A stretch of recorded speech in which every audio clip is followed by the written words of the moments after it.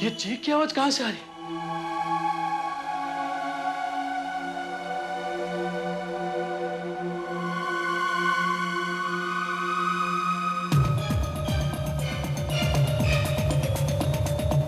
इतनी रात गए जयंतीलाल के बंगले से कौन भाग रहा है? जरूर कोई गड़बड़ है।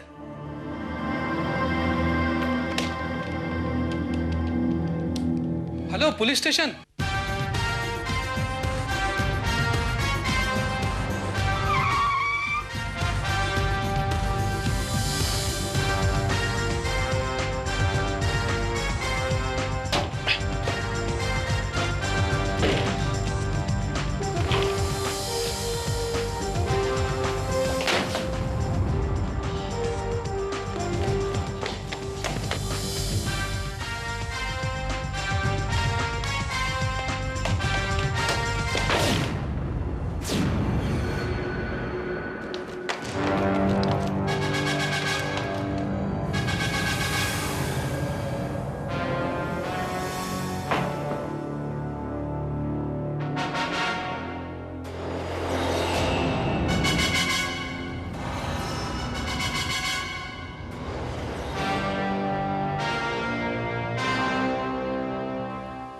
ये है वो शख्स जिसके चीखने की आवाज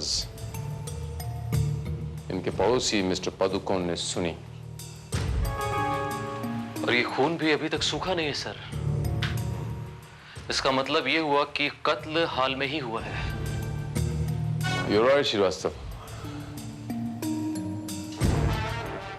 हो ना हो श्रीवास्तव, इस शख्स का कत्ल भी उसी आदमी ने किया है जिसे मिस्टर पादुकोण ने बंगले के पिछवाड़े से भागते हुए देखा। हो सकता है सर। श्रीवास्तव, मुझे नहीं लगता कि इस कत्ल के पीछे मकसद चोरी हो सकता है। आओ श्रीवास्तव।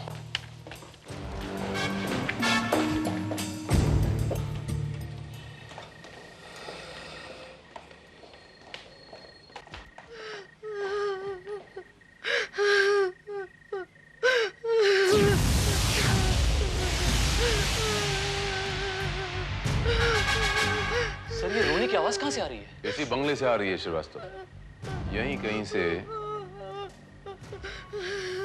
हेलो, कोई है? कोई है यहाँ पे?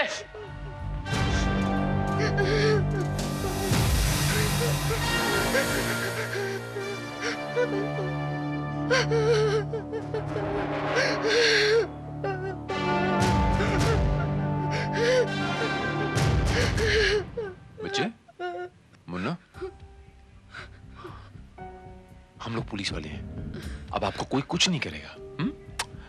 आप कौन है? आपका नाम क्या है? साहब, मेरा नाम राजा है। मेरे पिताजी इस घर के नौकर हैं। बेटे, आपके पिताजी का नाम क्या है? भोला। कहाँ है वो इस वक्त? वो इस वक्त किसी जरूरी काम से बाहर गए हैं। आप और आपके पिताजी अकेले घर पर रहते हैं? जी नहीं साहब, इस घर के साहब अकेले रहते थे तो मैं और मेरे पिताजी उनके साथ रहते हैं। लेकिन बच्चे, आप यहाँ छुप के रो क्यों रहे हो? मैं डर गया था। किससे? कोई साहब से मिलने आया था, शायद उसने साहब को खून कर दिया। मैंने साहब की चीख सुनी। तुमने चीख सुनी? तुमने और कुछ महसूस किया? और कुछ देखा तुमने? नहीं। क्या तुमने उसे जयंतीलाल जी का खून करते हुए देखा था? नहीं साहब, मैंने उसे नहीं देखा था। क्यों? क्योंकि मैं देख नहीं सकता, मैं अंधा हूँ।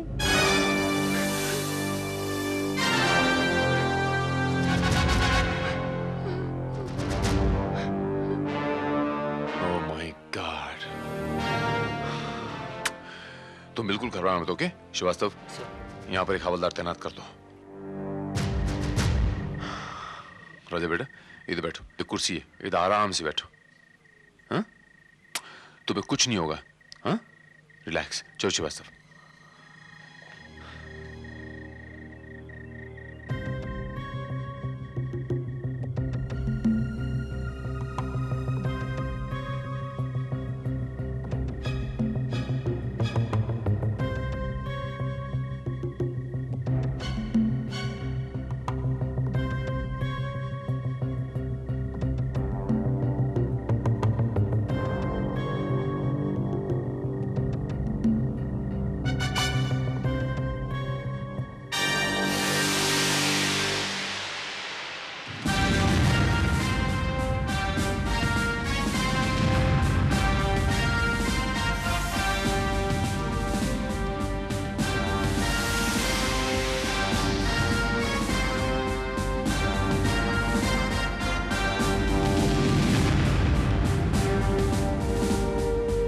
सर ये तो मास्क है।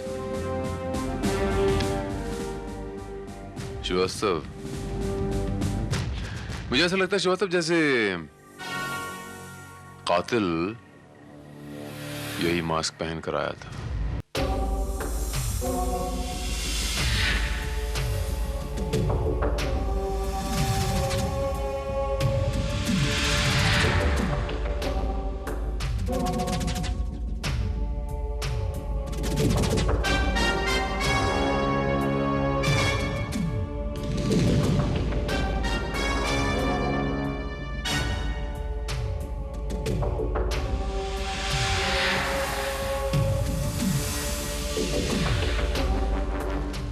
सर हमारे डिपार्टमेंट के स्केच आर्टिस्ट मिस्टर देसाई ने इस मास्क के आधार पर यह स्केच तैयार किया है।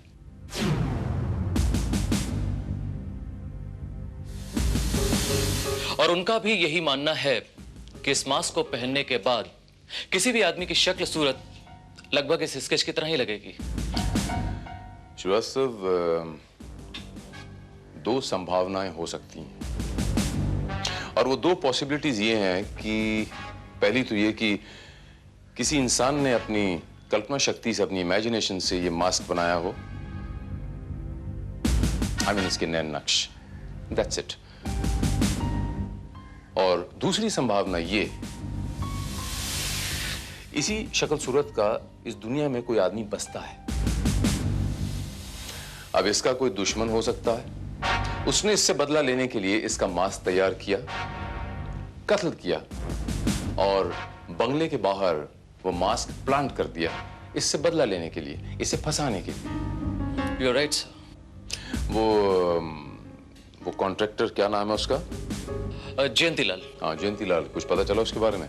जी हाँ, उसके बारे में थोड़ी इन्फॉर्मेशन हमने कलेक्ट करी है और हमारी इन्फॉर्मेशन के मुताबिक उसकी फैमिली में और कोई नहीं था। अपने बेंगलोर में वो अपने नौकर और उसके अंधे बेटे के साथ ही रहता था। पेशे से सिविल कॉन्ट्रैक्टर था, रोड और ब्रिजेस बनाने के कॉन्ट्रैक्ट लिया करता था। सिविल कॉन्ट्रैक्टर, रोड और ब्रिजेस बनाने के कॉन्ट्रैक्ट लिया करता था। Big money, big cash involved, दुश्मन होने की सारी संभावनाएं। Right sir. और उसका सबसे बड़ा बिजनेस राइवल था कॉन्ट्रैक्टर राम कार्निक। मरे हुए आदमी के बारे में अक्सर लोग बुरी बात नहीं बोलते इंस्पेक्टर, लेकिन मेरी नजर में जो इंसान जीते जी बुरा हो, मरकर भी वो बुरा ही रहेगा। जयंतीलाल बहुत ही घटिया, लालची और धोखेबाज इंसान था। नफरत करता था मैं उससे। मिस्टर राम कार्निक, जयंतीलाल जी के बारे में ये जो आपकी राय है, इसके पीछे कोई खास वजह? बिला वजह मैं कभी कोई बात नहीं बोलता इंस्पेक्टर, नेवर। उसकी वजह से मुझे करोड़ों रुपए का नुकसान हुआ था। कार्निक साहब, ये बताइए कि नुकसान आपको कैसे हुआ? करोड़ों की लागत से एक पुल बनने वाला था इंस्पेक्टर, और उसका कॉन्ट्रैक्ट भी मुझे मिलने वाला था। लेकिन ऐन मौके पर इस जयंतीलाल ने वो कॉन्ट्रैक्ट रिश्वत देकर खुद हासिल कर लिया, और मैं उस पुल को बनाने के लिए मटेरियल भी खरीद चुका था, और उसकी वजह से मुझे इतना नुकसान हुआ कि मैं बिल्कुल बर्बाद हो गया। और मुझे अपना बिजनेस खड़ा करने में और 3 साल लग गए, 3 इयर्स। और यही वजह है मिस्टर राम कार्निक कि मार्केट में जयंतीलाल जी आपके सबसे बड़े प्रतिद्वंदी थे, सबसे बड़े कॉम्पिटिटर थे, करेक्ट? मुझे उसकी मौत का अफसोस सिर्फ इसलिए इंस्पेक्टर, क्योंकि मैं उसके जीते जी उसे बिजनेस में बर्बाद होते हुए देखना चाहता था। मैं खुद उसके साथ वो सलूक करना चाहता जो उसने मेरे साथ किया। और जब आपको ये मौका नहीं मिला तो फ्रस्ट्रेशन में, यूं कह लीजिए, आपने उसका खून कर दिया या फिर खून करवा दिया। इंस्पेक्टर, मैंने आपको सब कुछ सच सच बता दिया है। इसका मतलब ये नहीं है कि आप बेबुनियाद मुझ पर इल्जाम लगा दें। ठीक है कार्निक साहब, फिलहाल आप ये बताइए कि कल रात 11 से 1 बजे के बीच में आप कहाँ थे? कल रात वो मैं अपने कुछ दोस्तों के साथ था। आप अपने दोस्तों के साथ कहाँ थे मिस्टर राम कार्निक? मैं कोई मुजरिम नहीं हूं इंस्पेक्टर के आप इस तरह से मुझसे सवाल जवाब करें। शक की बुनियाद पर अपने मुजरिम से सवाल जवाब करने का हक हमें कानून ने दिया है। ओके? आप कहना क्या चाहते हैं? कहना तो आपको है मिस्टर राम कार्निक, मैं तो जानना चाहता हूं, और ये जानना चाहता हूं कि जिस वक्त जयंतीलाल जी का खून हुआ, एग्जैक्टली उस वक्त आप कहां थे? जयंतीलाल जी के साथ आपकी बिजनेस राइवलरी थी, ये तो आप खुद कबूल कर चुके हैं। अब जिस वक्त जयंतीलाल जी का कत्ल हुआ, उस वक्त आप ही की कद काठी का आदमी उनके बंगले से बाहर निकलता देखा गया था। इसका जवाब है आपके पास? इंस्पेक्टर, मैं अपने 4 दोस्तों के साथ कल रात 10 बजे से 3 बजे तक रंगीला बार में था, जोगेश्वरी। फिर से एक बार सोच लीजिए मिस्टर राम कार्निक कि वाकई 10 और 3 के बीच में आप जोगेश्वरी के रंगीला बार में थे? आई एम श्योर, आप क्रॉस चेक कर सकते हैं। खैर छोड़िए, ये बताइए कि इसे पहचानते हैं आप?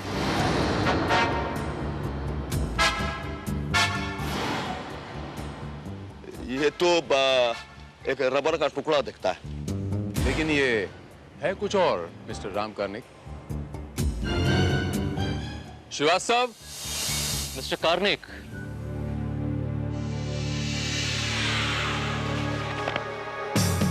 इस तस्वीर को गौर से देखिए। इसे पहचानते हैं आप?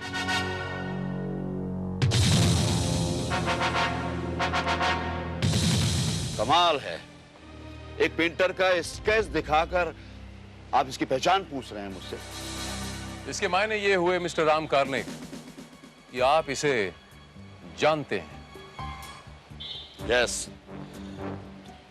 ये पेंटर रंजन बरुआ हैं, काफी अच्छे पेंटर हैं।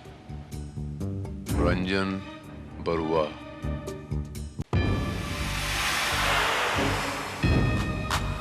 इंस्पेक्टर, ईमानदारी से कहूं तो अपनी सफाई पेश करने के लिए मेरे पास एक भी गवाह नहीं है, कोई परफेक्ट एलिबाई नहीं है।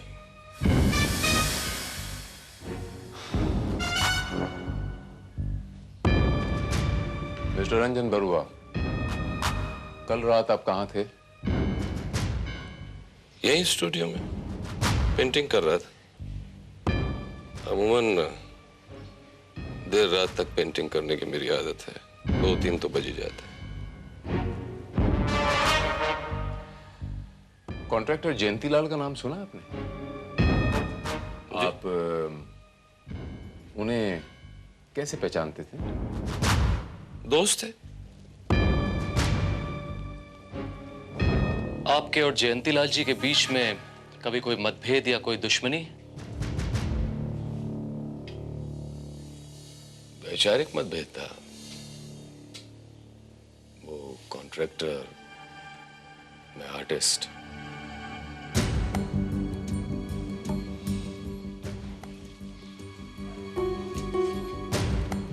उसकी जिंदगी का एक ही मकसद था, ज्यादा से ज्यादा दौलत कमाना। दौलत कमाने के लिए वो जो रास्ते अपनाता था, मेरे उसूल के खिलाफ थे। यानी आप ये कहना चाहते हैं मिस्टर रंजन बरुआ कि आपकी जयंतीलाल जी के साथ कोई पर्सनल दुश्मनी नहीं? No, not at all.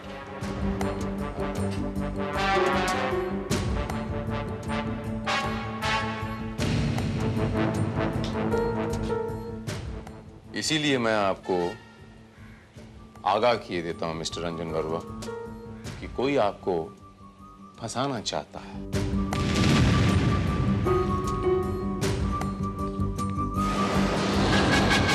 ये मास्क देख रहे हैं आप?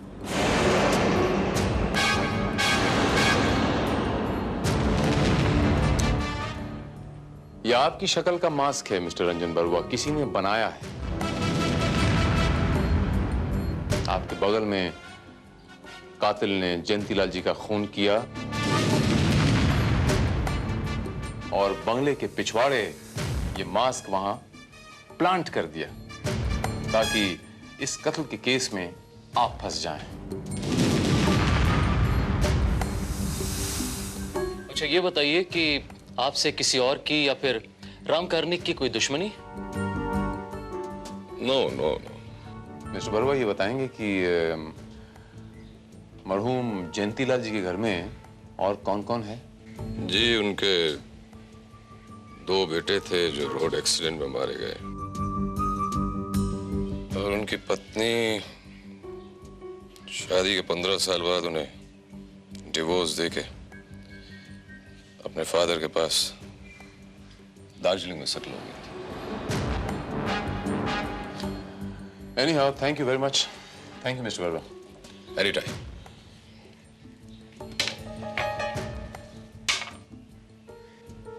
जयंतीलाल के कातिल को पकड़ने में जब भी मेरी मदद की जरूरत पड़े तो हेजिटेट मत कीजिएगा, मैं हमेशा तैयार हूं। Thank you, Mr. Verma. Thank you. You're most welcome.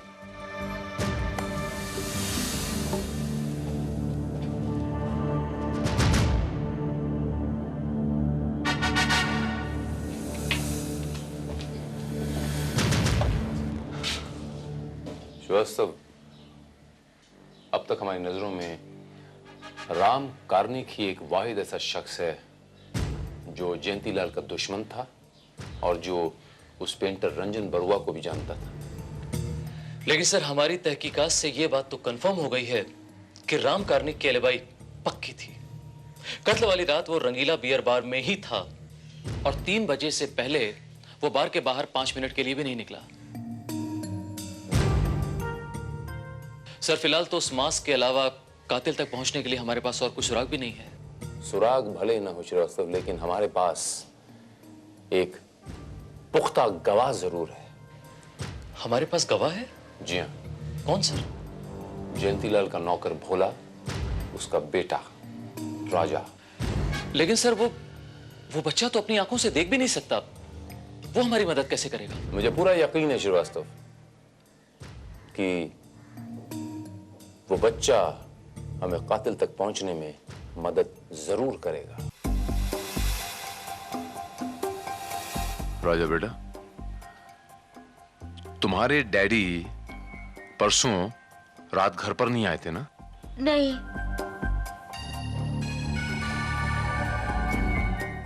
अच्छा राजा बेटा, एक बात बताओ, जिस रात जयंतीलाल जी का खून हुआ उस रात तुमने कुछ देखा, कुछ महसूस किया? कोई आया था, वो ऊपर जा रहे थे, मैं बीच में आया तो उन्होंने मुझे धक्का दे दिया। उन्होंने ऊपर जाके हमारे साहब को खून कर दिया। मैंने उनकी चीख सुनी, मैं डर के मारे कमरे में छुप गया। उन दोनों के बीच में कोई झगड़ा वगैरह नहीं हुआ था? नहीं। राजा बेटा, अपने दिमाग पे जोर डाल के बताओ कि तुमने कोई ऐसी खास बात महसूस की या सुनी जो तुम्हें बड़ी अजीब लगी हो? मुझे भी कुछ याद नहीं आ रहा है और मैंने सिर्फ साहब की चीख सुनी थी। तुम्हें अच्छी तरह याद है? जी हाँ साहब। अच्छा राजा बेटा, एक काम करते हैं, आप मेरे साथ ड्राइव पे चलेंगे? हम लोग घूमने चलते हैं गाड़ी में, शायद रास्ते में कुछ याद आ जाए तुम्हें। ओके? बोला, मैं तुम्हारे बेटे को अपने साथ ले जा रहा हूँ, थोड़ी देर बाद छोड़ जाऊंगा। जी साहब।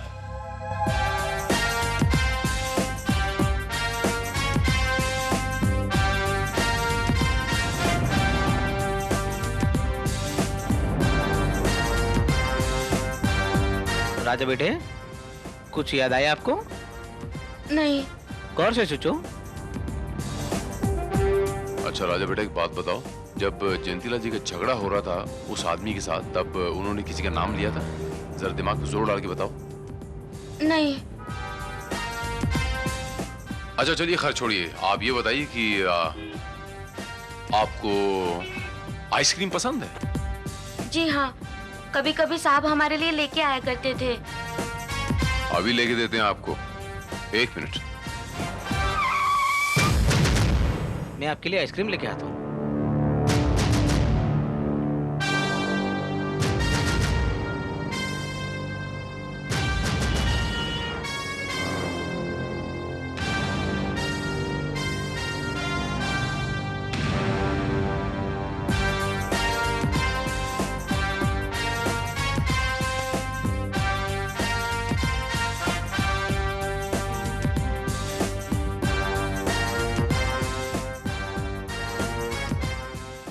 ये रही आपकी आइसक्रीम राजा बेटे। हाँ, चॉकलेट है।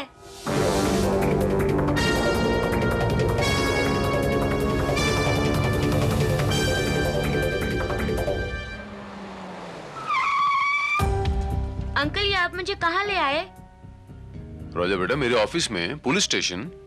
लेकिन मेरी आइसक्रीम तो खत्म हो गई। ओफो, चलिए खैर एक और आ जाएगी। चलिए श्रीवास्तव सर। जरा राजा बेटा को नीचे उतारना। आइए।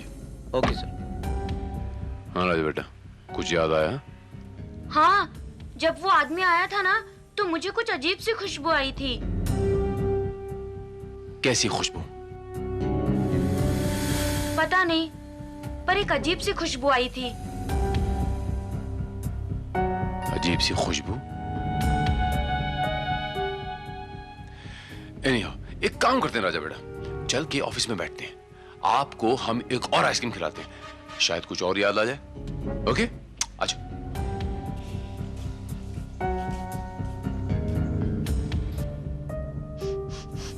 एक मिनट।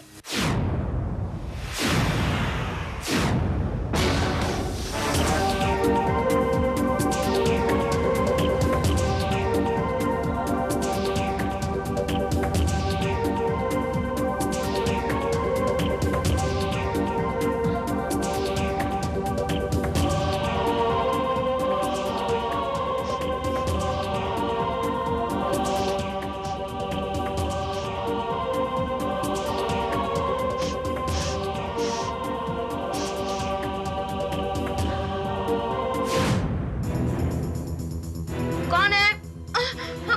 कौन है?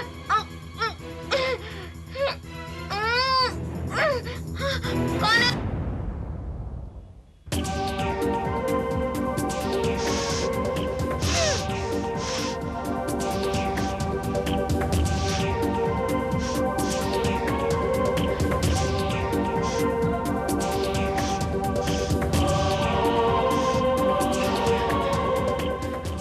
उस आदमी के आने पर ऐसे ही खुशबू आई थी।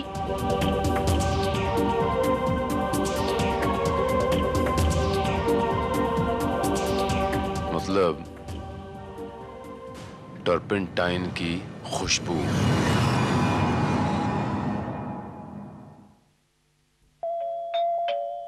कम इन।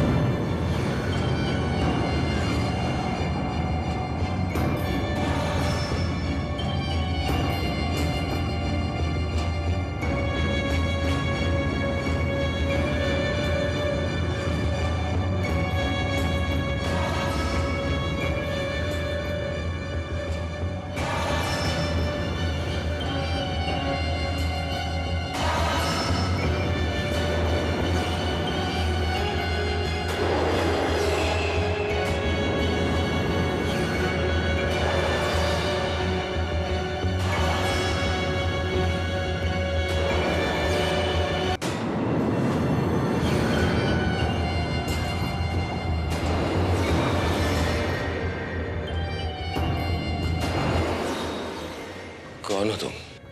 रंजन बरुआ। रंजन बरुआ?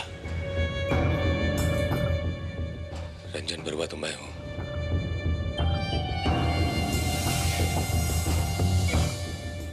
तुम कौन हो? तुम्हारा भूत।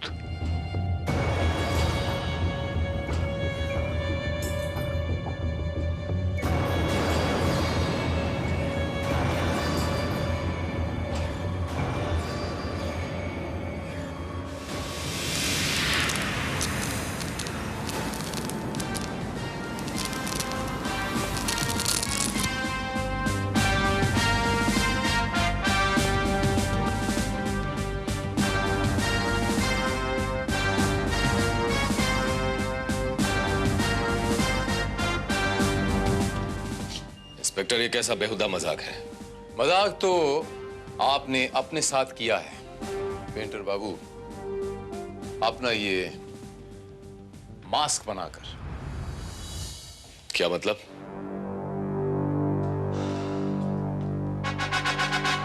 मतलब ये पेंटर बाबू कि ज्यादा अनजान बनने की कोशिश ना करो, आपकी सेहत के लिए अच्छा होगा। देखो इंस्पेक्टर, तुम जरूर किसी बहुत बड़ी गलतफहमी का शिकार हो गए हो। जी हाँ, गलतफहमी का शिकार हो गया था, लेकिन अब ये गलतफहमी दूर हो गई है। कत्ल वाली रात आप कॉन्ट्रैक्टर जयंतीलाल के घर गए थे ना? नो। गए थे? नो। मैंने कहा गए थे। I said no. And I said yes. No. I said yes. और आप ही ने जयंतीलाल जी का खून किया। इंस्पेक्टर! Hey, आवाज नीचे करके बात करो, मेरे सामने चिल्लाने का नहीं। The hell you think about yourself? तुम मुझे ऐसे किसी झूठे इल्जाम में नहीं फंसा सकते। और तुम ये मासूमियत का मुखौटा अपने चेहरे पर पहनकर बहुत दिनों तक मेरे हाथों से बच नहीं सकते। जयंतीलाल जी का खून तुमने किया है और सिर्फ तुमने किया है मिस्टर रंजन बरुआ। क्या सबूत है तुम्हारे पास? पेंटर बाबू, आपका घर जयंतीलाल जी के बहुत करीब है। जब आप जयंतीलाल जी के घर उनका कत्ल करने गए, जाने से पहले आपके हाथ में जो कलर लगा हुआ था, आपने टर्पेंटाइन से उसे साफ किया, जैसे कि अक्सर हर पेंटर करता है।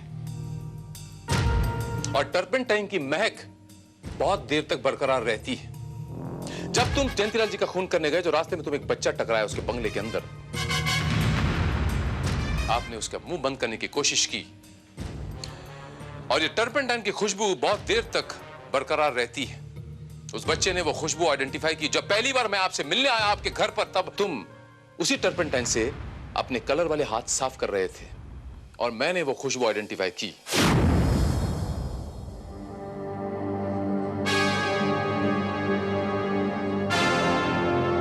वही सुराग मुझे तुम तक ले आया।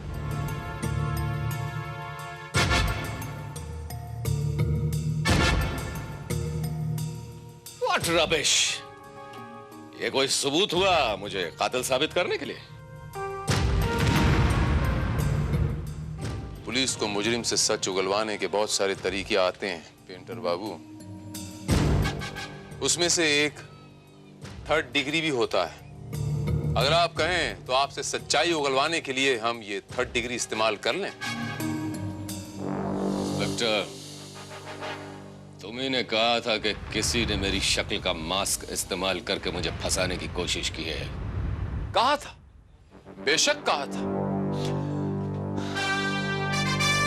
जरा सोचने वाली बात है पेंटर बाबू कि कोई इंसान मास्क पहनकर जब किसी का खून करने जाता है, खून करने के बाद जब वो वापस जा रहा है तो मास्क निकालकर वो लॉन में नहीं फेंक देगा ताकि अड़ोस पड़ोस वाले उसे पहचान ले, पुलिस के हवाले कर दे, उसे फांसी हो जाए। तो मास्क पहनने का फायदा क्या हुआ? ये चालाकी आपने की थी पेंटर बाबू। आपने हमें गुमराह करने के लिए, पुलिस को गुमराह करने के लिए, ताकि अगर आपसे सवाल पूछा जाए तो बड़ी आसानी से आप जवाब दे सके कि किसी ने मास्क उतारकर बंगले में फेंक दिया मुझे फंसाने के लिए, मेरे खिलाफ कोई साजिश हो रही है। Very clever.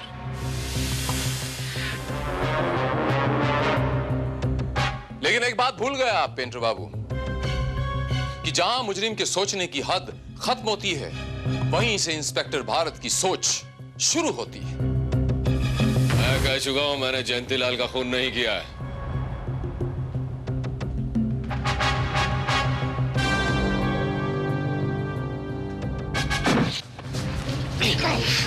छोड़ दो मुझे,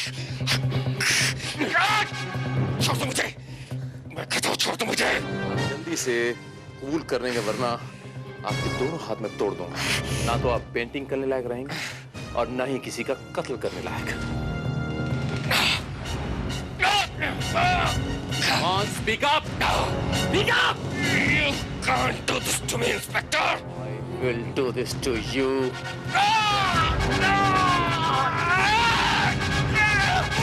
Okay, okay, मैं कबूल करता हूँ, मैं कबूल करता हूँ।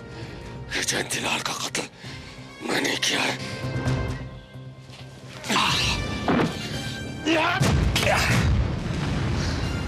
और अब आप हमें ये बताएंगे या आपने क्यों किया जयंतीलाल जी का खून? क्योंकि वो कमीना था, कमीना था, कमीना था। 2 साल पहले मैंने उसे एक पेंटिंग गिफ्ट की थी, मगर उस पेंटिंग के फोटोग्राफ्स एक इंटरनेशनल बायर ने कहीं देखे। उसे वो पेंटिंग बहुत पसंद आई और वो मुझसे 30 लाख रुपए में वो पेंटिंग खरीदने के लिए तैयार हो गया। 30 लाख रुपए मेरे लिए बहुत बड़ी रकम थी, और फिर इतने महंगे दामों में मेरी पेंटिंग बिकने से मेरा रुतबा, मेरी प्रेस्टीज बहुत ऊंची हो जाएगी, ये मैं जानता था। मैंने उस बायर से सौदा कर लिया और बतौर एडवांस 10 लाख रुपए ले लिए।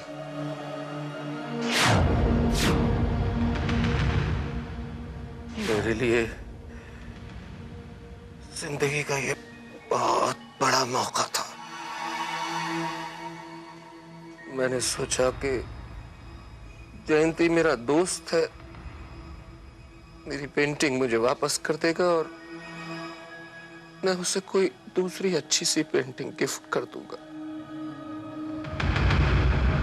यही सोचकर मैंने जयंती को यहाँ अपने घर पे बुलाया। अमा यार, कैसी बातें कर रहे हो? भला गिफ्ट में दी हुई चीजें भी किसी को कोई लौटाता है? मैं तुमसे कितनी बार कह चुका हूं, तुम उस बायर को रुपए वापस दे दो। मैं तुम्हें वो पेंटिंग वापस देने वाला नहीं हूं। यार, वो पेंटिंग मेरी पूरी जिंदगी का नक्शा बदल सकती है। मेरी कितनी जरूरतें, कितने सपने पूरे हो सकते हैं। वो पेंटिंग तुम्हें मुझे वापस करने में क्या एतराज हो सकता है? देखो ना, आफ्टर ऑल वो पेंटिंग है तो मेरी ना। अरे भाई, वैसी ही दूसरी पेंटिंग बनाकर उस बायर को दे दो। अरे नहीं दे सकता है यार, कैसे दे दूं? क्या ताजमहल या पेरिस का एफिल टावर दोबारा बन सकता है? नहीं तो क्या मैं वो पेंटिंग दोबारा नहीं बना देता? मगर जो एक चीज बन गई, दोबारा नहीं बन सकती यार। देख मेरे दोस्त यार, बच्चों की तरह जिद मत कर यार, मेरी पेंटिंग मुझे वापस कर दे यार, प्लीज। देखो रंजन, मैं तुम्हें पहले भी कह चुका हूं कि मैं वो पेंटिंग तुम्हें वापस लौटाने वाला नहीं हूं।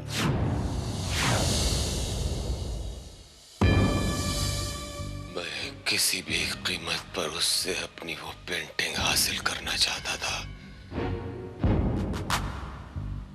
मैंने ठान लिया था कि अगर इसके लिए मुझे उसकी जान भी लेनी पड़ी तो मैं पीछे नहीं हटूंगा।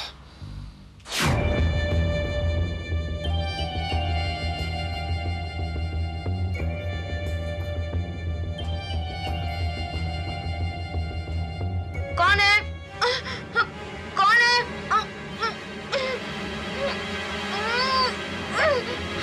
कौन है? कौन है यहाँ?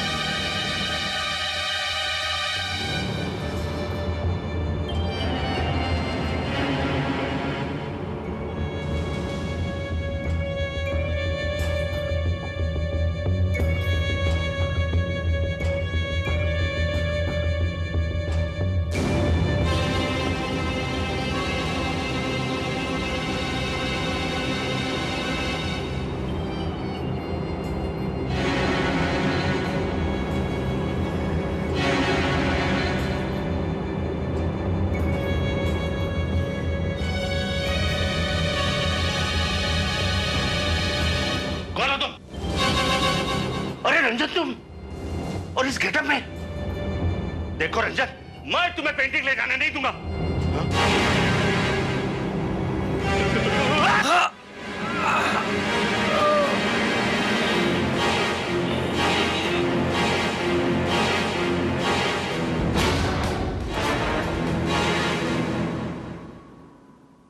अपने जुर्म की कहानी तफसील से बताने का बहुत बहुत शुक्रिया पेंटर बाबू। एक मशवरा देता हूं आपको पेंटर बाबू कि आप एक पेंटर हैं, एक आर्टिस्ट हैं, एक कलाकार हैं। आपके हाथों में ब्रश और कलर शोभा देते हैं, चाकू और खंजर नहीं।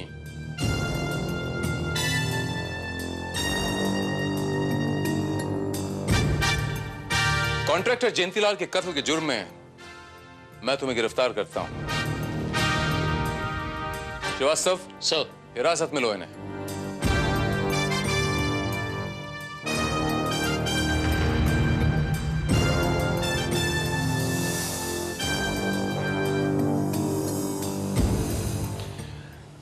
और राजा बेटा, मैं आपको थैंक्स बोलने आया हूं और ये चॉकलेट देने आया हूं, ये आपके लिए। किस लिए इंस्पेक्टर साहब? इसलिए मेरा राजा बेटा कि आपकी मदद से हमने एक कातिल को पकड़ा है। आपने कातिल को पकड़ने में पुलिस की मदद की। कौन कहता है कि आपके पास आंखें नहीं है? मैं कहता हूं आपके पास आंखें भी हैं, आपके पास एक आला दिमाग भी है, और इतना अच्छा दिमाग है कि एक दिन आप सारी दुनिया को रोशन करोगे। और अब आने वाली 26 जनवरी को सरकार से मेरे राजा बेटा को शौर्य पुरस्कार दिलाने की सिफारिश करूंगा।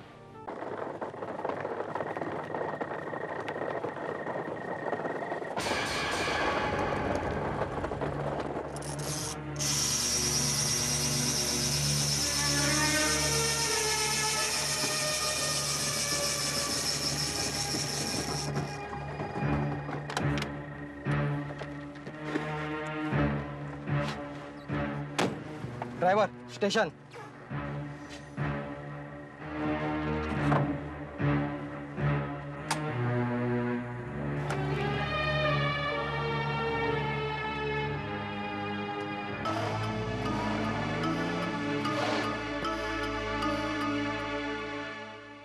गाड़ी क्यों रोक दी भाई?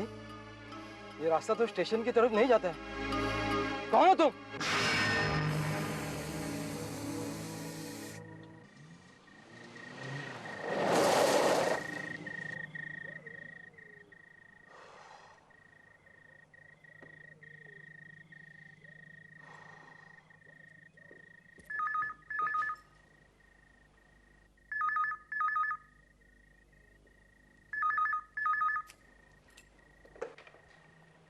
Inspector Bharat here.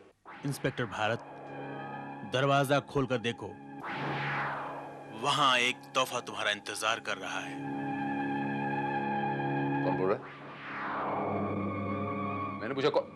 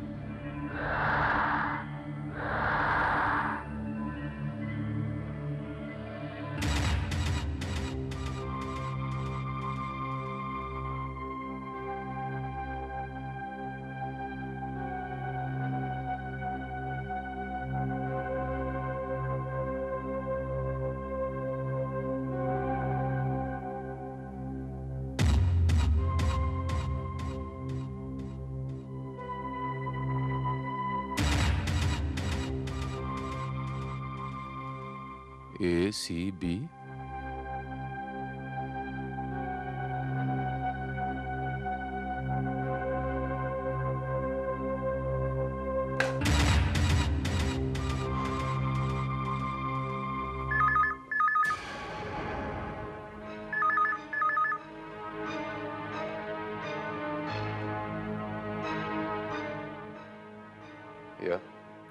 ये उंगली जिस शरीर से काटी गई है,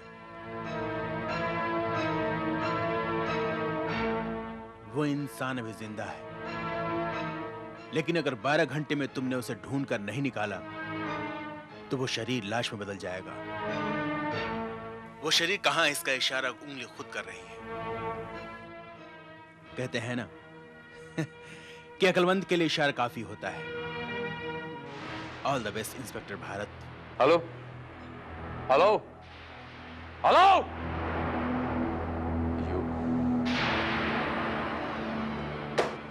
सर, एसीबी नाम से जितनी भी फैक्ट्रियां या ऑफिसेज हो सकते थे सबको अलर्ट कर दिया गया है, बट अभी तक कहीं से कोई भी फीडबैक नहीं मिला सर।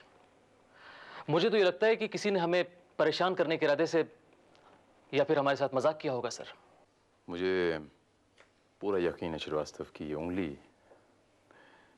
किसी जिंदा आदमी के हाथ की कटी हुई उंगली है, और इस गुत्थी को सुलझाने के लिए हमारे पास सिर्फ 1 घंटा बचा है। I doubt it sir. मुझे नहीं लगता कि इस उंगली में कोई सुराग छुपा है। जरूर किसी ने परेशान करने के इरादे से ऐसे ही इसमें एबीसी लिख दिया होगा।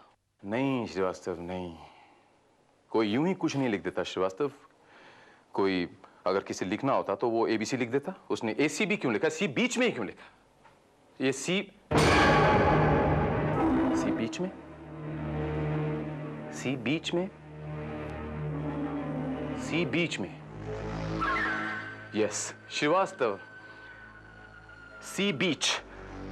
बट सर, ऐसे तो कितने सी बीच शहर में होंगे। श्रीवास्तव, उसने आंसर भी यही दिया है। शायद ए का मतलब अंधेरी होगा और बी का मतलब बांद्रा होगा। अंधेरी और बांद्रा के बीच में जो सी बीच है वहां। Yes, I am quite sure Srivastava. Andheri और बांद्रा के बीच में जितने पुलिस स्टेशन हैं सबको अलर्ट कर दो। Okay, immediately.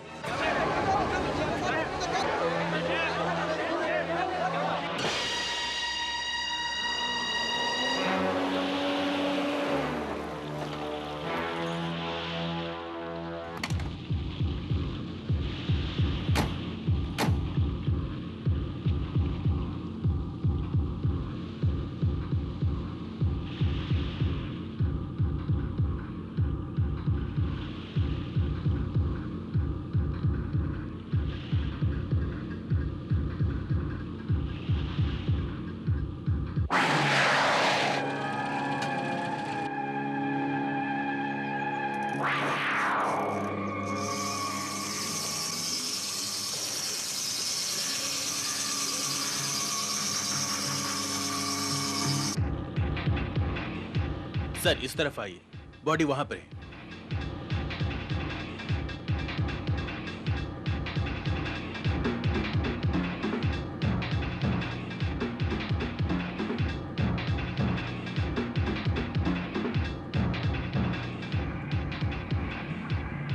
Sorry sir, he is dead. यह पहले मर चुका था सर, इसलिए हमने यह बॉडी अभी तक बाहर नहीं निकाली।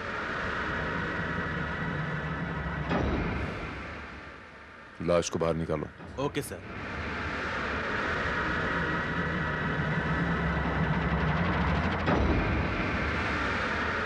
हवलदार, बॉडी बाहर निकालो।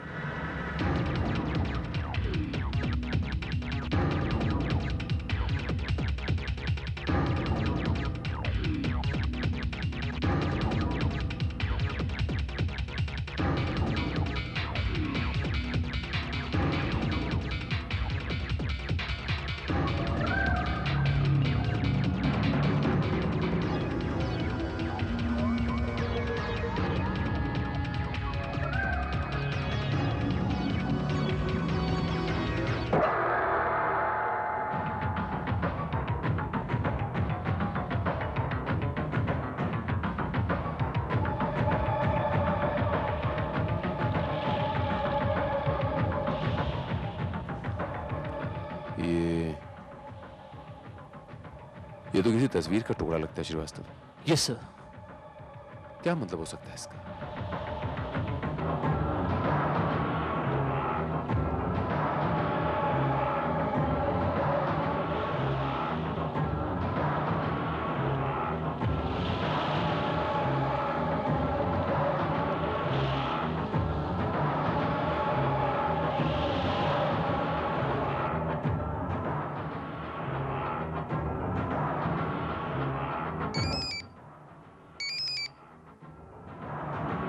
Yeah, Inspector Bharat here. Sorry. I am so sorry that you are late. Anyway, best of luck for next time.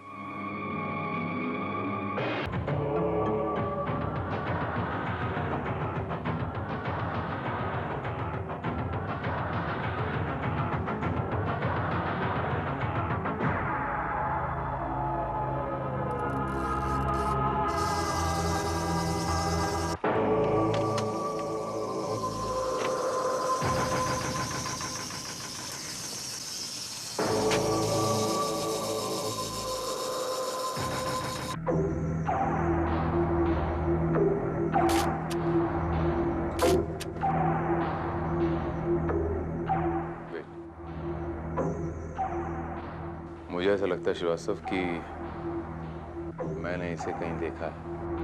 Srivastava, लाश के फिंगरप्रिंट्स को क्रिमिनल रिकॉर्ड के फिंगरप्रिंट से मैच करो। शायद कोई क्लू मिल जाए हमें। सर वो मैंने ऑलरेडी भिजवा दिया है। सर आपको क्या लगता है, ये किसी साइकिक किलर का काम है या फिर किसी वेल प्लान्ड मर्डर का? दोनों ही हो सकते हैं श्रीवास्तव। कातिल ने अगर सोच समझकर वेल प्लान्ड मर्डर किया है तो दूसरी तरफ वो थोड़ा सा बेवकूफ भी है, क्योंकि उसने पुलिस को चैलेंज किया। श्रीवास्तव, आमतौर पे इंटेलिजेंट कातिल वही होता है जो पुलिस को कभी चैलेंज नहीं करता, और खास तौर से इंस्पेक्टर भारत को। इसे पकड़ा, छोड़ मारूंगा। एक मिनट, काम ले आने दो। आप इंस्पेक्टर भारत हैं? हाँ, मेरा नाम इंस्पेक्टर भारत है। कही। नमस्कार सर। आप मुझे 100 रुपए जरूर देंगे। 100 रुपए? हाँ, मेरे को उस आदमी ने बोला था ये डब्बा मैं आपको दूंगा और आप मुझे 100 रुपए देंगे ना? जरूर दूंगा। ये डब्बा तुम्हें किसने दिया? ये एक पागल आदमी था और उसने एक पन्ना भी आपको देने के लिए कहा है। हाँ। उस आदमी की शक्ल याद है तुम्हें? कोई हुलिया? बिल्कुल ठीक था। दाढ़ी बड़ी हुई थी, मूछें बड़ी हुई थी, चश्मा लगाया हुआ था, टोपी पहना हुआ था, उसकी नाक जाड़ी थी। नाक जाड़ी? हाँ। और कोई खास बात याद है आपको? कोई निशानी? हाँ। उसका एक दांत सोने का था। दांत सोने का था? कौन सा दांत? ये साहब, एक बात बोलूं, कोई एक दांत सोने का था और उसने मुझे 50 रुपये दिए और कहा कि 100 रुपये आप देंगे मुझे। 100 जरूर दूंगा। डब्बा मुझे दो। 100 रुपये। Very smart.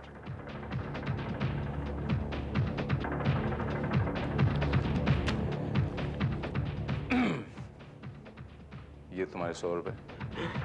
डब्बा लाओ, पहले डब्बा लाओ। जाओ। साहब, ये पन्ना भी देने को आपसे कहा था मेरे को। ये धीरे से फाड़ के देता हूँ।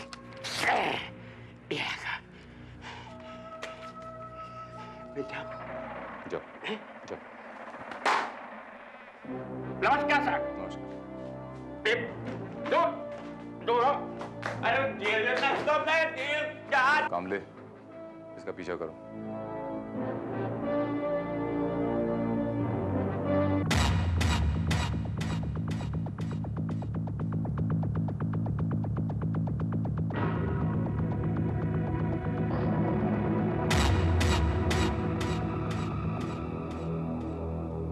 ये देखा श्रीवास्तव, कटी हुई उंगली।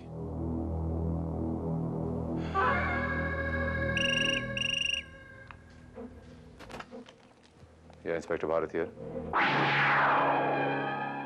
क्यों इंस्पेक्टर भारत, खेल में मजा आ रहा है ना? इस बार मैंने तुम्हें बहुत ही आसान क्लू दिया है, इसीलिए पहेली सुलझाने का वक्त भी बहुत कम है, सिर्फ 3 घंटे। हाँ, और अगर इन 3 घंटों में तुम लड़की तक पहुंच गए तो उसे जिंदा बचा लोगे, वरना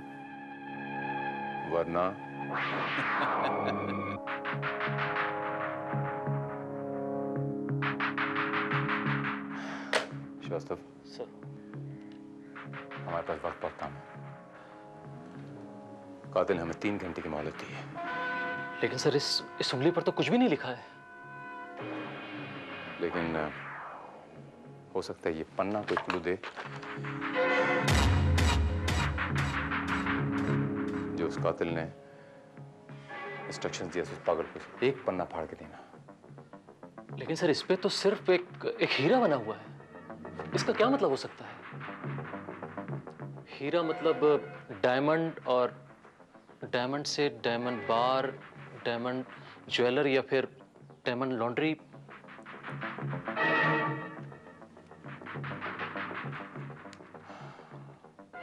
डायमंड? क्या कहा था उस पागल को उस आदमी ने? एक पन्ना फाड़ के देना। जी। एक पन्ना, पन्ना, हीरा।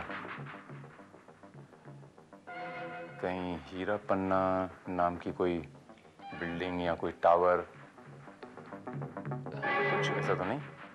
यस सर, हीरा पन्ना टावर। ये बिल्डिंग काफी दिनों से बन रही है, लेकिन अभी डिस्प्यूट की वजह से इसमें काम रुका हुआ है। और मेरे ख्याल में किसी भी क्रिमिनल के लिए छिपने के लिए इससे बेहतर जगह और कोई नहीं हो सकती। We must rush there. Come on, come with me, sir.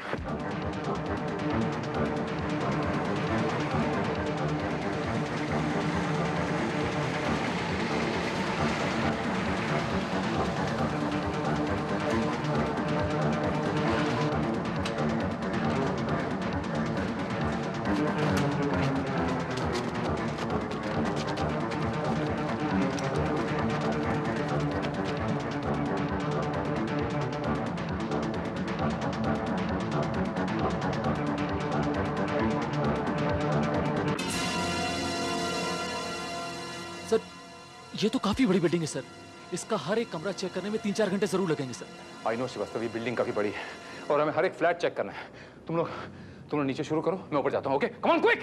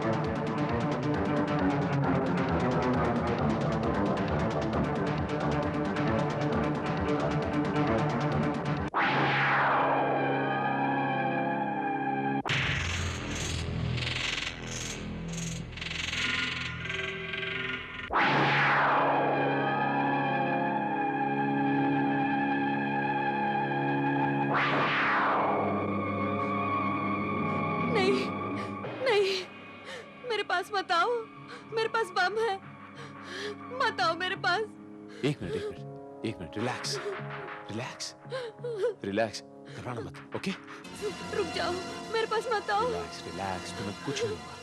एक मिनट आराम से, एक मिनट। मुझे मत छूना। एक मिनट।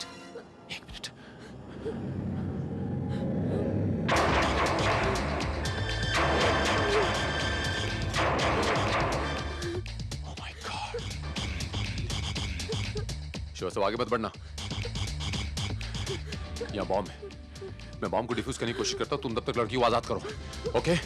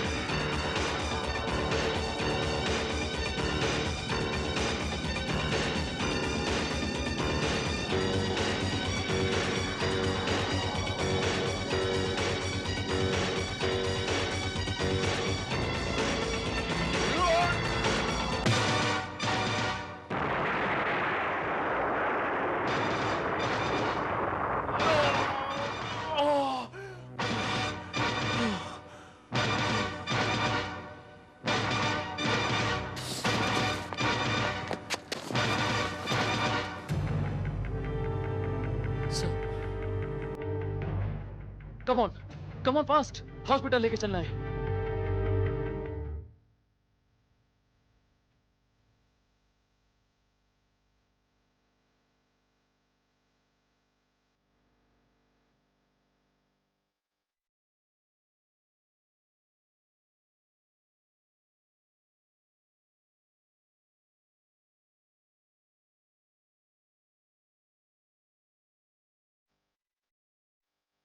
इंस्पेक्टर भारत, दर्द तो नहीं हो रहा है? Not at all, doctor. I'm absolutely comfortable. That's the spirit, inspector. That's the spirit. ये तो ऊपर वाले की दया है कि आपको ज्यादा चोट नहीं आई। हो सकता है मैं आपको 1-2 रोज में डिस्चार्ज भी कर दूं, लेकिन तब तक no mental tension, no exertion, okay? As you say, doctor. That's it. Keep it up. Excuse me doctor. Inspector, घबराने की कोई बात नहीं है। वैसे जख्म कोई भी गहरा नहीं, लेकिन अंदरूनी चोट काफी लगी है। मैं तो कहूंगा कि इन्हें 1 हफ्ते तक बेड रेस्ट लेना चाहिए, और ऐसे में अगर आप इन्हें डिस्टर्ब ना करें तो बेहतर होगा। ओके? Okay doctor.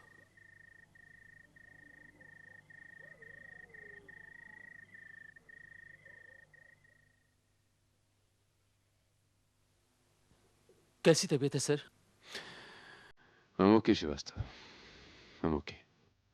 आपने अपनी जान खतरे में डालकर मेरी जान बचाई है इंस्पेक्टर भारत। मुझे ये नहीं समझ आता कि मैं आपका शुक्र कैसे अदा करूं। Very simple, young lady. मुझे सिर्फ उस आदमी का नाम बताओ जो तुम्हें इस हाल में छोड़ गया था। मुझे कुछ पता नहीं है, सिर्फ मैं इतना जानती हूँ कि मैं एक टैक्सी में बैठी थी और टैक्सी ड्राइवर ने मेरे ऊपर कुछ स्प्रे किया और मैं बेहोश हो गई। जब मुझे होश आया तो मैंने अपने आप को बंधा हुआ पाया। उस टैक्सी वाले की शक्ल याद है आपको? नहीं, उसका चेहरा ढका हुआ था। और टैक्सी का नंबर तो आपने नोट नहीं किया होगा? टैक्सी में बैठते वक्त उसका नंबर भला कौन नोट करता है? हाँ, लेकिन अगर मैं उस टैक्सी में फिर दोबारा बैठूंगी तो जरूर पहचान लूंगी। और कोई खास बात याद है आपको? और हाँ, उसके विंड स्क्रीन पर एक स्टिकर लगा हुआ था। उस पर लिखा था, do you know where are you going? और हाँ, शीशे के नीचे एक स्कल लटका हुआ था। आई मीन एक खोपड़ी। स्कल?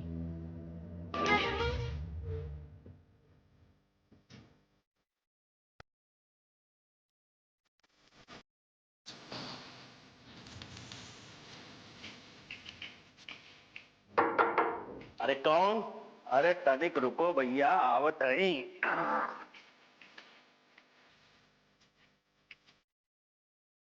अरे तुम रुको, हम चाबी लेकर आवत हैं। अरे लेकिन भैया, ये रोज सुबह तुम काहे गाड़ी देर से लाते हो? देखो भैया, एक तो हम बाहर वालन को गाड़ी देत नहीं, तुम घनश्याम का नाम लेकर आट रही, हमने तुमको गाड़ी दे दी। लेकिन कल अगर गाड़ी लेट हो गई तो समझो सब गड़बड़ हो गवा। का समझे? हाँ, ये लो चाबी। जय राम जी की।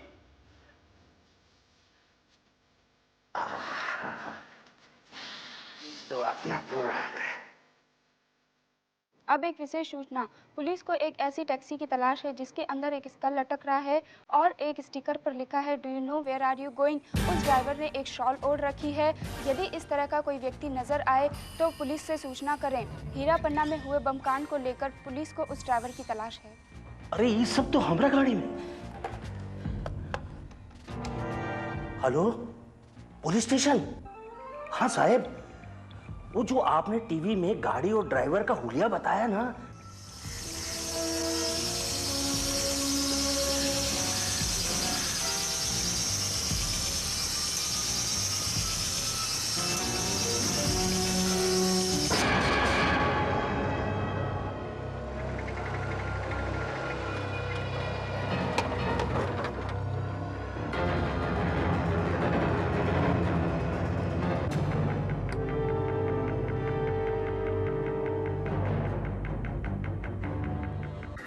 टैक्सी तो वही है। लेकिन ड्राइवर कहाँ गया?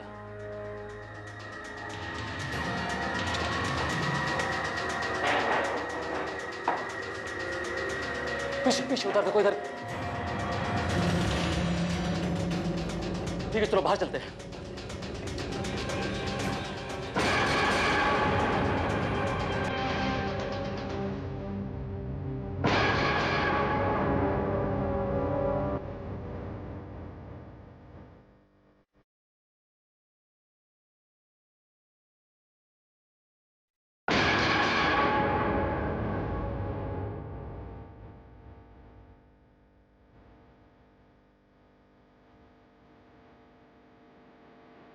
सर, लाश के पास से हमें सिर्फ ये मिला है, लेकिन सर मेरी समझ में ये नहीं आ रहा है कि इन तस्वीरों का असली मकसद क्या हो सकता है। श्रीवास्तव, मेरा ख्याल है कि ये जो पिक्चर्स हैं ये एक ही तस्वीर का हिस्सा है और वो तस्वीर ही कातिल का मकसद है। वो जो पहली लाश मिली थी उसकी शनाख्त हो गई? क्या रिपोर्ट आई उसकी? आपका शक बिल्कुल सही निकला सर। वो एक नामचीन क्रिमिनल था सर। आज से 4 साल पहले अपना बैंक में जो डकैती हुई थी उसमें वो शामिल था और सारा माल लेकर भागने में वो कामयाब भी रहा।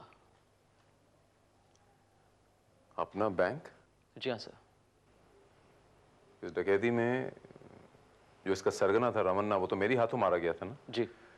और उसका एक साथी बलबीर बख्शी जो वहां से भाग निकला था। और सर एक सबसे इंटरेस्टिंग बात यह है कि वो लड़की जो सुनीता है वो उसी बैंक में कैशियर थी और 4 साल पहले उसी के अलार्म बजाने पर ही पुलिस वहां पहुंची थी।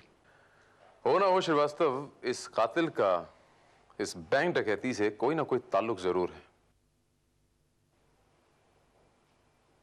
इसका एक साथी तो अभी बचा हुआ ना, जगताप, लेकिन वो तो जेल में है। नहीं सर, हमने पता लगा लिया, वो पिछले हफ्ते ही पैरोल पर छूटा है। व्हाट? Yes sir. श्रीवास्तव, इस आदमी का हमारे पास होना बहुत जरूरी है। पता लगाओ कि ये कहाँ है। सर मैंने अपने तमाम आदमी उसके घर के आसपास छोड़ दिए हैं। जैसे ही कुछ इंफॉर्मेशन मिलेगी हमें बता दिया जाएगा। Thank you Srivastava.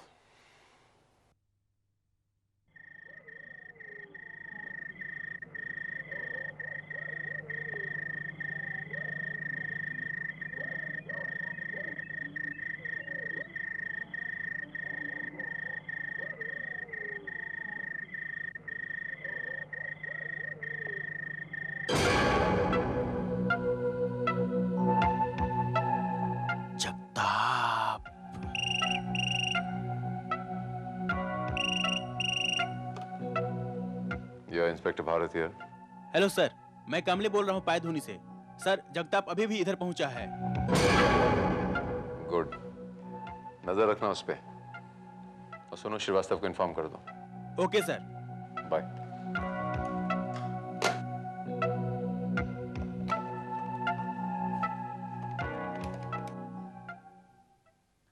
Sorry sir, it's enough.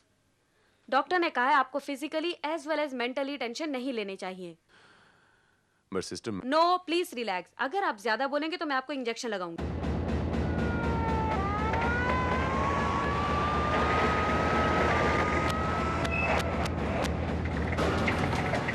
कहाँ है वो? सर अंदर है वो।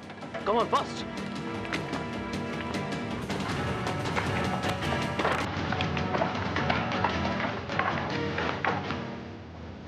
तुम्हें अंदर चलो।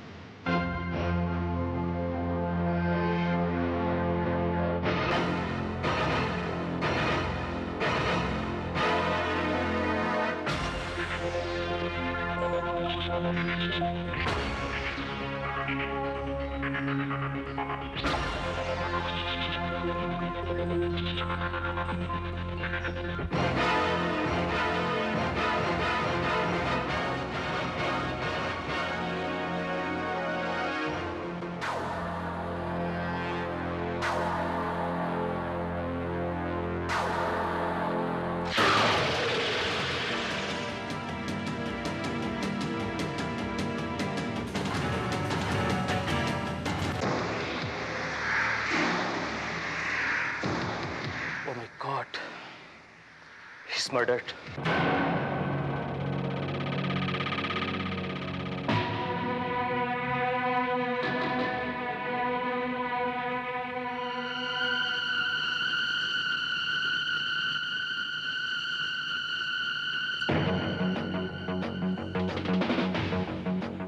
नक्शा?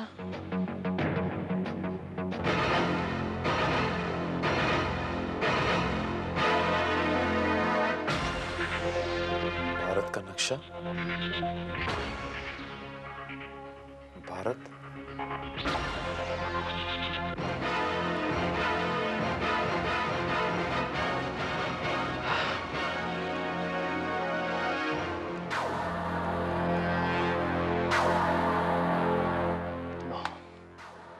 फोन भी नहीं लग रहा है और मोबाइल भी ऑफ करके रखा हुआ है।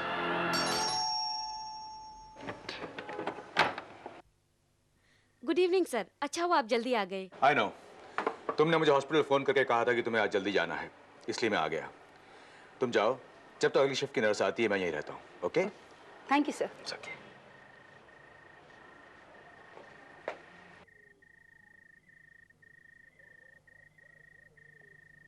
क्या हाल है inspector Bharat? Hello doctor.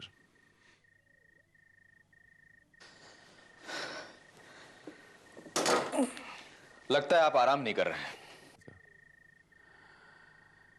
You must be joking doctor. इतना आराम तो मैंने अपनी पूरी जिंदगी में नहीं किया। अच्छा, अभी एक इंजेक्शन मैं आपको दे दूंगा, आराम ही आराम हो जाएगा।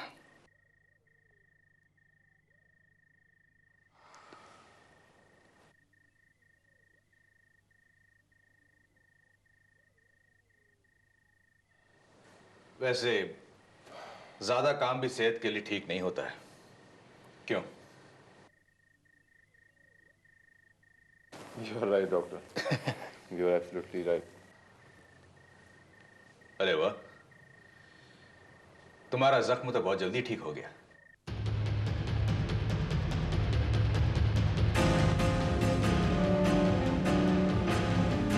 मगर इंस्पेक्टर भारत, कुछ जख्म ऐसे होते हैं जो बहुत देर में भरते हैं।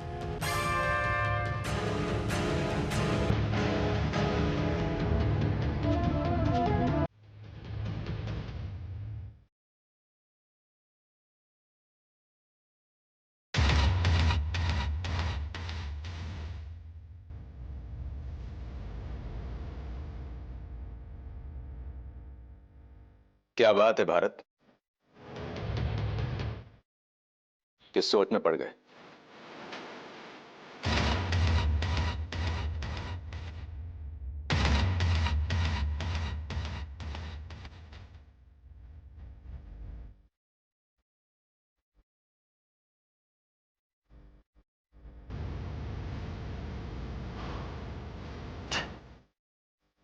क्या बात है? अच्छा अच्छा अच्छा अच्छा, हाथ काम नहीं कर रहे हैं ना? ऑफ कोर्स, ये मेरे इंजेक्शन का कमाल है। इससे तुम्हारे शरीर को पूरा आराम मिल जाएगा। पहले हाथ काम करना बंद करेंगे और फिर धीरे धीरे तुम्हें नींद आ जाएगी। कौन हो तुम? क्या मतलब? तुम मुझे नहीं जानते? मैं डॉक्टर रायना। तुम चाहते क्या हो? हाँ? तुमने बख्शी का खून क्यों किया? उस लड़की सुनीता के जान के दुश्मन क्यों बने हो तुम? हाँ? ओहो, दैट्स नॉट फेयर।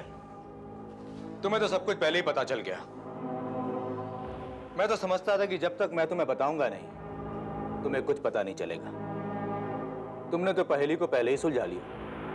हालांकि मैं आखिरी सुराग जगताप की लाश के पास छोड़ के आया था, क्योंकि मैं जानता था तुम लोग उस तक जरूर पहुंच जाओगे। तो तुम्हारा असली मकसद मेरी जान लेना है। क्यों? मुझे क्यों मारना चाहते हो?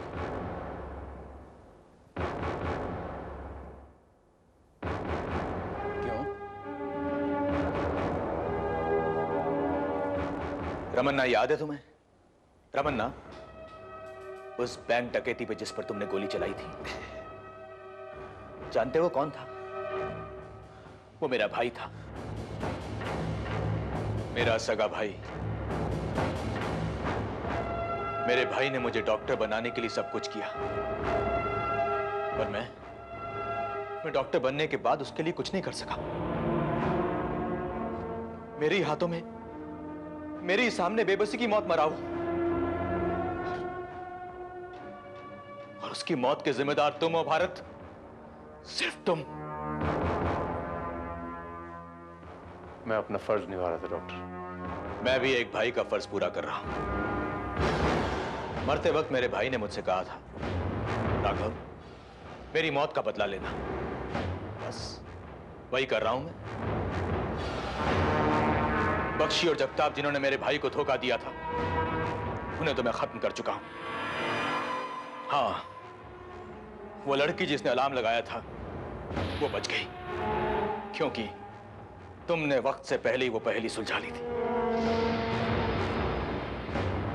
कोई बात नहीं, उसे भी मैं मार ही दूंगा, लेकिन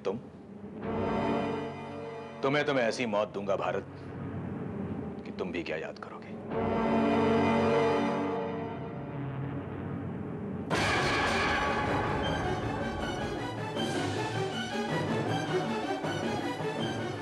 सबसे पहले मैं तुम्हारी इस उंगली को काटूंगा,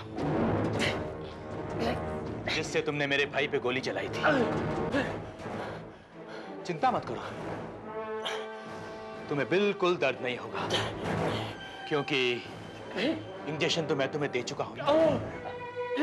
और उसके बाद मैं तुम्हारे शरीर के ठीक वैसे टुकड़े करूंगा, वैसे ही काटूंगा, वैसे ही फाड़ूंगा जैसे मेरे भाई के शरीर के टुकड़े किए गए। ये सब अपनी आंखों से देखोगे, लेकिन कुछ कर नहीं सकोगे भारत, कुछ कर नहीं सकोगे। नहीं डॉक्टर, नर्स, सिस्टर, वो तुम्हारी कोई मदद नहीं कर सकेगी, क्योंकि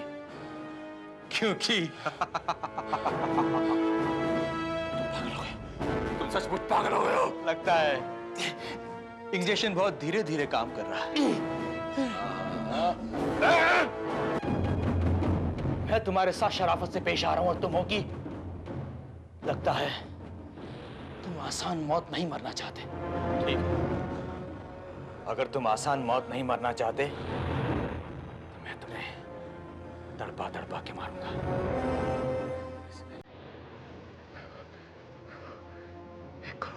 क्या कहा?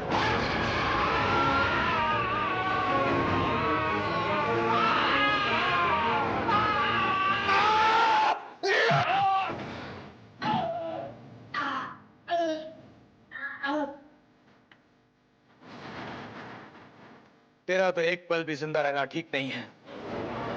तुझे तो अभी मरना होगा, इसी वक्त मरना होगा।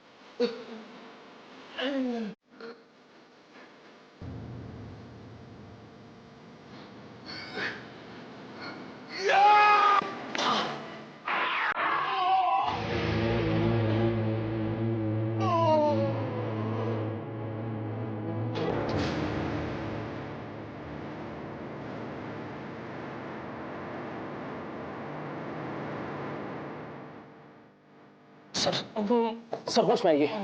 सर होश में आइए सर।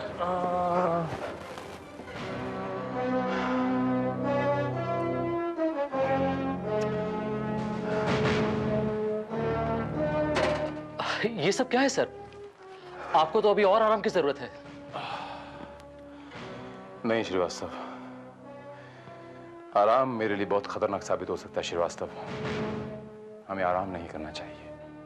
अभी तो हमें ऐसे बहुत सारे रागवनों का सामना करना है श्रीवास्तव, जो अपना बदला लेने के लिए समाज, इंसानियत और देश के कानून को भुला बैठे हैं,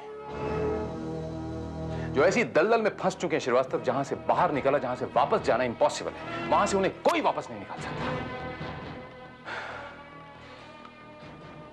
Come on, Srivastava. Back to work.